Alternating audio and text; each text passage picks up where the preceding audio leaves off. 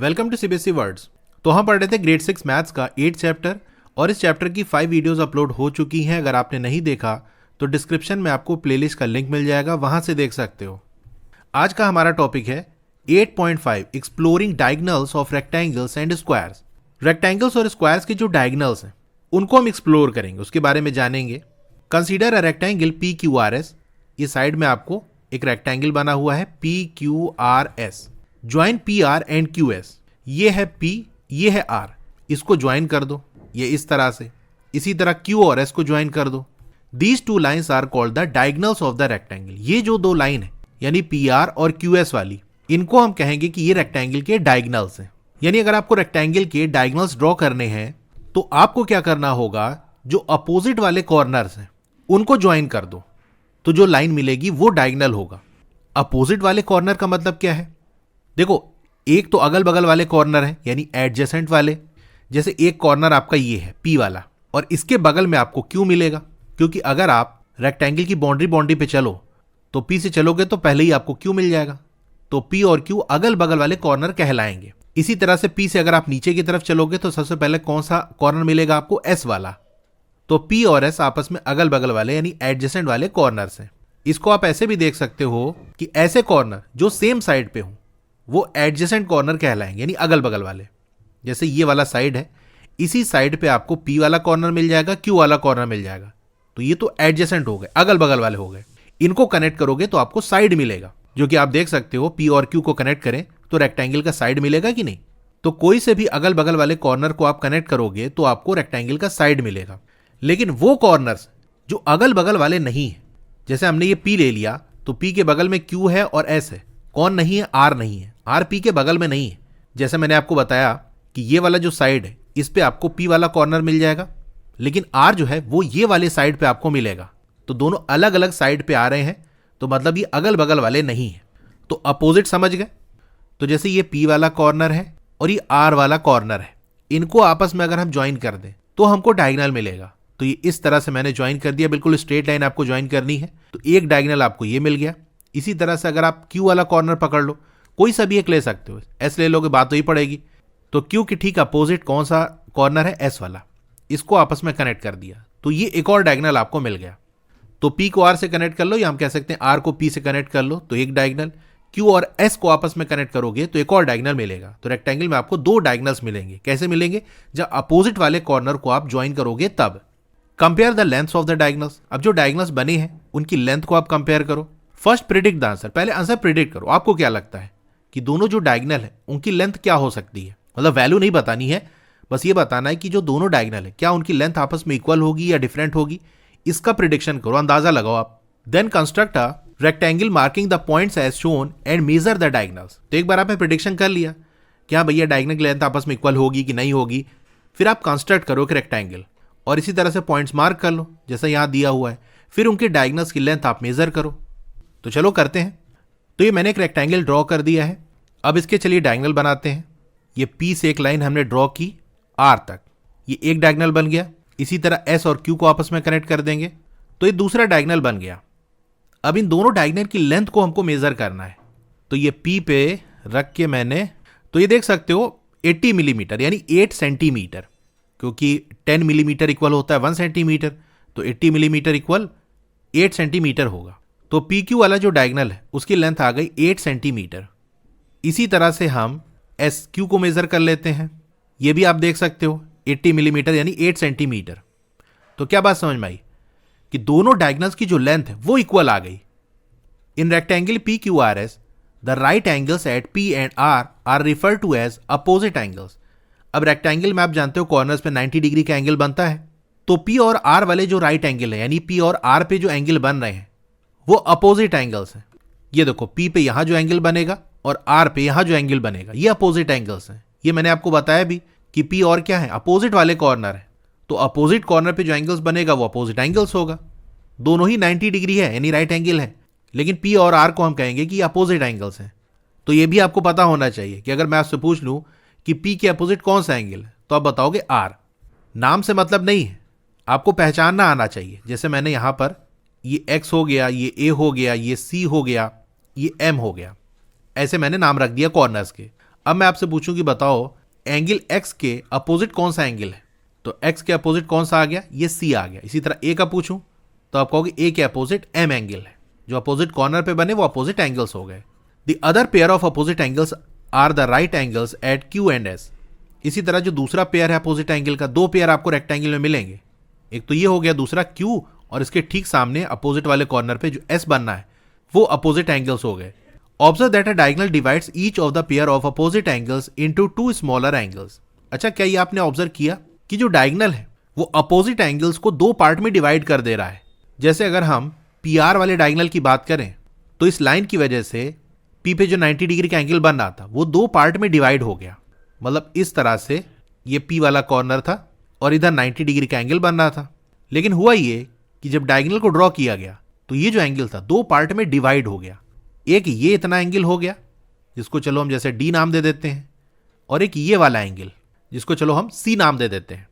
इसी तरह से आप हर जगह देख सकते हो दोनों डायगोनल्स चारों कॉर्नर पे जो बनने वाले एंगल थे उनको दो पार्ट्स में डिवाइड कर दे रहा है। ये क्यू वाले कॉर्नर पे देखो दो एंगल बन गया ई और एफ, आर वाले कॉर्नर पे देखो जी एच बन गया, एस वाले पे देखो ए और बी बन गया, पी पे सी और डी तो दिखाई दिया मैंने आपको। तो इस तरह से हो रहा है। In the figure the diagonal P R divides angle R into two smaller angles which we simply call G and H. तो पी आर वाला जो डायगोनल है वो एंगल आर को दो स्मॉलर एंगल में डिवाइड कर रहा है, जी और एच। ये है आपका पी आर वाला डायगोनल। क्या कह रहा है, आर पे जो एंगल बन रहा था वो दो स्मॉल एंगल्स में डिवाइड हो गया, एक जी दूसरा H. The diagonal also divides angle P into C and D. इसी तरह से यही पी आर वाला डायगोनल पी पे बनने वाले एंगल को दो पार्ट में डिवाइड कर दे रहा है, एक सी वाला एंगल हो गया, एक डी वाला एंगल हो गया। R G and H equal, क्या एंगल जी और एच आपस में इक्वल है? यानी आपसे ये पूछा जा रहा है कि जैसे आर पे 90 डिग्री का एंगल बन रहा था, ऐसे यहां से डायगोनल चला गया जिसकी वजह से एक एंगल जी बन गया, दूसरा एच बन गया। तो क्या जी और एच आपस में इक्वल है या नहीं है, यह आपको बताना है। इसी तरह से R C and D equal, P पे जो एंगल बन रहा था वो भी दो पार्ट में डिवाइड हो गया, सी और डी। तो आप ये बताओ क्या सी और डी आपस में इक्वल है या नहीं। First predict the answers and then measure the angles. पहले आप प्रिडिक्ट करो, आपको क्या लगता है कि डायगोनल बनने की वजह से कॉर्नर पे जो एंगल डिवाइड हो रहे हैं दो पार्ट्स में, वो दोनों जो एंगल है आपस में इक्वल होंगे कि नहीं होंगे। पहले प्रिडिक्ट करो, आपको क्या लगता है, फिर मेजर करके देखो कि आपने जो अंदाजा लगाया था क्या वो सही है। तो चलिए देखते हैं। तो पहले चलिए फाइंड आउट करते हैं एंगल जी और एंगल एच क्या आपस में इक्वल है। तो आप देख सकते हो जी पे 60.3, अभी डेसिमल वाला पार्ट छोड़ो, सिंपल हम कह सकते हैं कि जी पे 60 डिग्री का एंगल बनना है।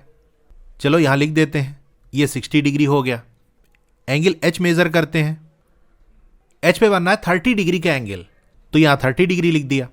अच्छा, एंगल आर तो 90 डिग्री है क्योंकि रेक्टेंगल का कॉर्नर है, डायगोनल इसके दो पार्ट कर दिए, तो दोनों पार्ट को अगर ऐड करेंगे तो वापस से हमको एंगल आर मिल जाएगा। यानी एंगल आर इक्वल है जी प्लस एच के। आर तो 90 डिग्री है, अभी हमने जी निकाला 60 डिग्री, एच हमने मेजर किया आया 30 डिग्री, तो ऐड करके देखो वही आ रहा है ना। हाँ, तो यहां आपने देखा कि जी और एच एंगल आपस में इक्वल नहीं है, जी 90 डिग्री है, एच 30 डिग्री है। इसी तरह सी और डी चलिए मेजर करते हैं। एंगल सी आप देख सकते हो 60 डिग्री है, एंगल डी की बात करें तो ये 30 डिग्री है, तो ये मैंने लिख दिया 30 डिग्री। तो मेन चीज आपने यहां पर क्या ऑब्जर्व की कि डायगोनल कॉर्नर पे बनने वाले एंगल्स को दो पार्ट में डिवाइड कर रहा है, वो दोनों एंगल जो बन रहे हैं वो आपस में इक्वल नहीं है। व्हाट डू यू ऑब्जर्व, आपने क्या ऑब्जर्व किया? तो ऑब्जर्व ये हुआ कि जी और एच आपस में इक्वल नहीं है, ये नॉट इक्वल का साइन है, and C not equal to D. Identify pairs of angles that are equal. अच्छा, वो पेयर ऑफ एंगल्स जो इक्वल है उसको आप आइडेंटिफाई करो। तो हमने 4 एंगल तो देख लिया था, 4 और एंगल देख लेते हैं फिर टोटल बताते हैं। ए पे 30 डिग्री का एंगल बनना है तो ये 30 हो गया। अब एस पे टोटल तो 90 डिग्री बनना था, तो यहां मेजर करने की भी जरूरत नहीं है, बी पे 60 डिग्री का एंगल बनेगा, तभी ए और बी को हम मिलाएं तो 90 डिग्री होगा। यानी पूरा कॉर्नर पे तो 90 डिग्री बनना था ना एस पे। ये तो डायगोनल की वजह से ए और बी दो एंगल बन गए, यानी दो पार्ट्स हो गए। तो दोनों पार्ट को ऐड करोगे तो ओरिजिनल जो स्टार्टिंग में एंगल था 90 डिग्री का वो आपको मिल जाएगा। तो एक हमने 30 डिग्री निकाल लिया, दूसरा ऑब्वियस सी बात है 60 डिग्री होगा। इसी तरह एफ पे देख सकते हो 60 डिग्री का एंगल बनना है, तो ई पे 30 डिग्री बनेगा। अब कौन से एंगल आपस में इक्वल है? जैसे पहले हम 30 डिग्री वाले एंगल देख लें, कौन कौन से 30 डिग्री वाले हैं। एक तो ए है, डी है, ई, एच, ये आपस में इक्वल है और कितने हैं 30 डिग्री है। इसी तरह से 60 डिग्री वाले एंगल देख लें, तो बी हो गया, सी, एफ, जी, ये आपस में इक्वल है और ये सारे के सारे क्या हैं, 60 डिग्री है। तो कौन कौन सा एंगल आपस में इक्वल है ये मैंने आपको बता दिया। Explore, how should that rectangle be constructed so that the diagonal divides the opposite angles into equal parts.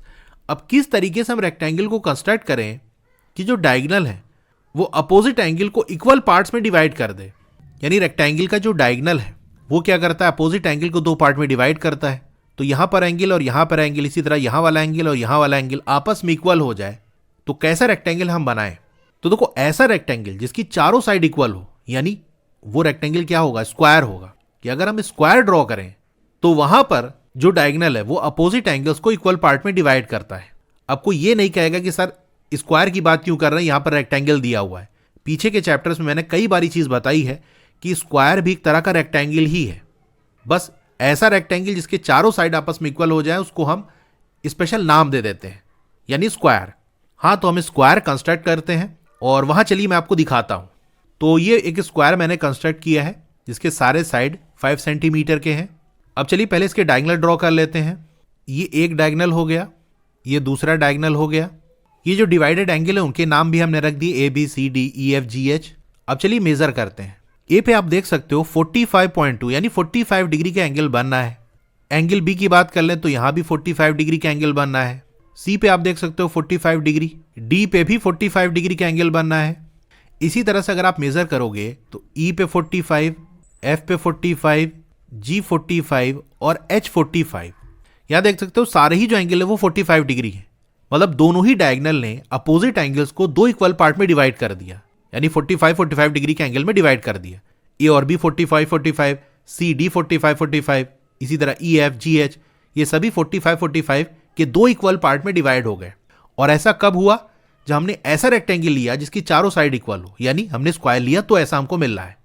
तो यहां पर हमको क्या एक्सप्लोर करना था, how should the rectangle be constructed so that the diagonal divide the opposite angle into equal parts. तो ऐसा rectangle बनाएंगे जिसके सारे साइड इक्वल हो। तो आप लिख देना, we have to construct a rectangle whose all sides are equal, that is a square। हमको एक स्क्वायर बनाना होगा। How will you record your observations? अब ये सारी चीजें जो आपको ऑब्जर्व हो रही हैं उसको रिकॉर्ड कैसे करोगे। First, identify the parameters that need to be tracked. पहले आपको ये पहचानना है कि वो कौन से पैरामीटर हैं जिनको हमको ट्रैक करना है, यानी किन की इंफॉर्मेशन हम ले रहे हैं। They are the sides of the rectangle and the 8 angles form by the 2 diagonals. हमको बेसिकली इंफॉर्मेशन चाहिए रेक्टेंगल के साइड की, कि जो रेक्टेंगल हम ड्रॉ कर रहे हैं उनका साइड क्या है। दूसरा, वो 8 एंगल्स जो कि 2 डायगोनल की वजह से बन रहे हैं उनकी इंफॉर्मेशन हमको रिकॉर्ड करनी है कि वो 8 एंगल कौन कौन से बन रहे हैं, कितने डिग्री के बन रहे हैं। Are there any other measurements that you would want to keep track of. क्या और कोई मेजरमेंट है जिसका ट्रैक आप रखना चाहते हो। तो जैसे डायगोनल की लेंथ हो गई, वो तो खैर आपस में इक्वल ही होती है, लेकिन अगर आपको उसकी वैल्यू चाहिए कि डायगोनल की लेंथ कितनी आ रही है, कितना सेंटीमीटर या कितना मिलीमीटर, तो उसके लिए भी आप कॉलम बना सकते हो। यहां जैसे आपको दिया हुआ है, जैसे पहले कॉलम में आपने साइड लिख दिया, फिर 8 एंगल्स की बात हो रही है, A B C D E F G H, वो सारा लिख दिया। तो अब इसी के नीचे साइड की लेंथ लिख देना, फिर ए वाले एंगल के नीचे एंगल ए कितना बनना है वो आप लिख देना अलग अलग केस में। In your experimentation did you consider the case when all 4 sides of the rectangle are equal. क्या जो आपने एक्सपेरिमेंटेशन किया वहां पर ऐसा भी केस लिया जहां चारों साइड रेक्टेंगल के आपस में इक्वल आ रहे थे। तो अभी मैंने आपको स्क्वायर का दिखाया कि नहीं, that is did you consider the case of A square. क्या आपने स्क्वायर का केस कंसीडर किया। See what happens in this special case. देखो इस स्पेशल केस में क्या हो रहा है। अच्छा, ऊपर जो टेबल है उसको थोड़ा मैं फिल करके आपको दिखाता हूं। अब देखो ये वाला जो रेक्टेंगल मैंने बनाया था, इसमें जैसे आपको मैं दिखाता हूं कि PQ वाला जो साइड है इसकी लेंथ आप देख सकते हो 70 मिलीमीटर यानी 7 सेंटीमीटर है।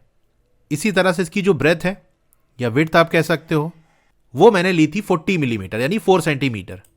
तो ये जो रेक्टेंगल मैंने ड्रॉ किया है, यहां पर PQ वाला जो साइड है वो 7 सेंटीमीटर और PS वाला साइड 4 सेंटीमीटर का है। तो यहां आप देख सकते हो कौन कौन सा एंगल बन रहा है, यही चीज हमको टेबल में रिकॉर्ड कर देना है। तो साइड की बात कर लें तो जैसे मैंने आपको दिखाया PQ 7 सेंटीमीटर मैंने लिया था और PS 4 सेंटीमीटर। तो किसी भी साइड लेंथ का आप रेक्टेंगल ड्रॉ कर सकते हो। हर केस में आप देखोगे ये जो ABCDEFGH ये 8 जो एंगल हैं इनकी वैल्यू अलग अलग आ रही है। तो जैसा कि मैंने आपको दिखाया कि A है 30 degree, B 60 degree, C 60 degree, D 30 degree, E 30 degree, F 60 degree, G 60 degree and H 30 degree.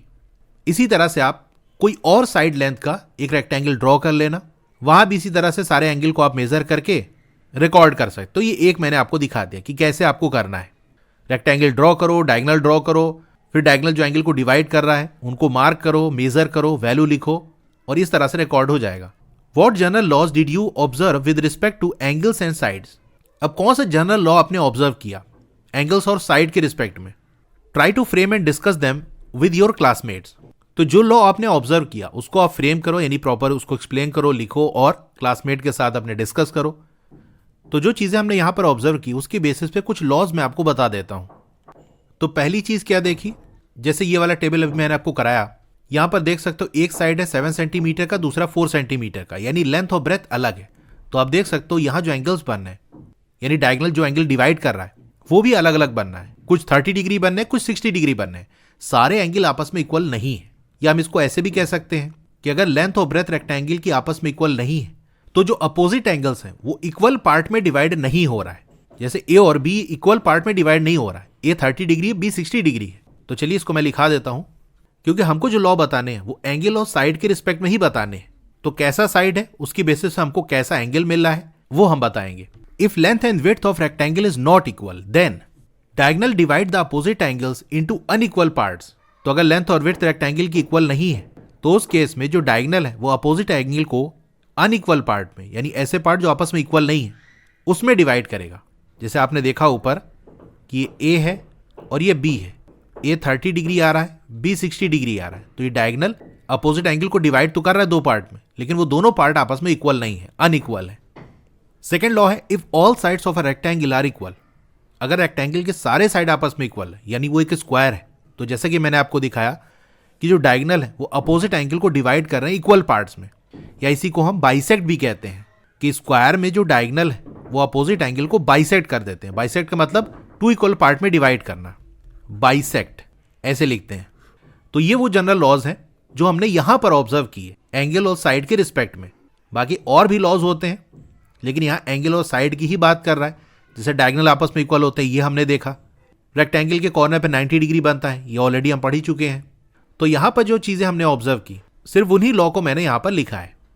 How can one be sure if the laws that you have observe will always be true? अच्छा, जो laws हमने यहां पर observe किए वो हमेशा true होंगे, इसके बारे में हम श्योर कैसे हो सकते हैं कि भैया ये चीज हमेशा होगी? भाई हमने तो एक रेक्टेंगल बनाया, वहां पर हमने ऑब्जर्व कर लिया, ये चीज हमेशा होगी, ये हम कैसे कह सकते हैं? इसका देखो एक तरीका तो ये है कि कई सारे हम रेक्टेंगल ड्रॉ करें और वहां पर थ्रू मेजरमेंट हम इस चीज को वेरीफाई करें कि क्या ये चीज बार बार हो रही है। दूसरा तरीका होता है रीजनिंग का, जो कि आप आगे पढ़ोगे कि रीजनिंग के थ्रू हम कैसे कह सकते हैं कि जो लॉज हमने बनाए वो हमेशा ट्रू होंगे। तो खैर जब वो आएगा वहां तब देखेंगे। तो आज का ये टॉपिक यहां पर एंड होता है। वीडियो अच्छी लगी हो तो लाइक करिए, चैनल पे नए हैं तो सब्सक्राइब करिए, मोर पे क्लिक कर देना है। फिर से आपको मोर पे क्लिक कर देना है तो डिस्क्रिप्शन ओपन हो जाएगा, स्क्रॉल डाउन करोगे तो आपको क्लास 6 की बुक का लिंक मिल जाएगा। उसके नीचे व्हाट्सएप चैनल का लिंक मिल जाएगा, उसको जरूर से ज्वाइन कर लेना, क्योंकि वहां आपको सारी अपडेट मिलती रहेगी। डोंट वरी, आपका नाम और फोन नंबर किसी को विजिबल नहीं होगा। उसके नीचे वेबसाइट का लिंक मिल जाएगा। फिर क्लास 6 मैथ्स के फुल चैप्टर की प्लेलिस्ट आपको मिल जाएगी। उसके नीचे सिर्फ क्वेश्चन अगर आपको देखना है तो वाली प्लेलिस्ट मिल जाएगी। उसके नीचे साइंस की प्लेलिस्ट मिल जाएगी। तो जिसकी भी वीडियो देखनी है उसके साथ में जो लिंक है उस पर क्लिक करोगे तो वो प्लेलिस्ट ओपन हो जाएगी, वहां से देख सकते हो। Okay, thank you.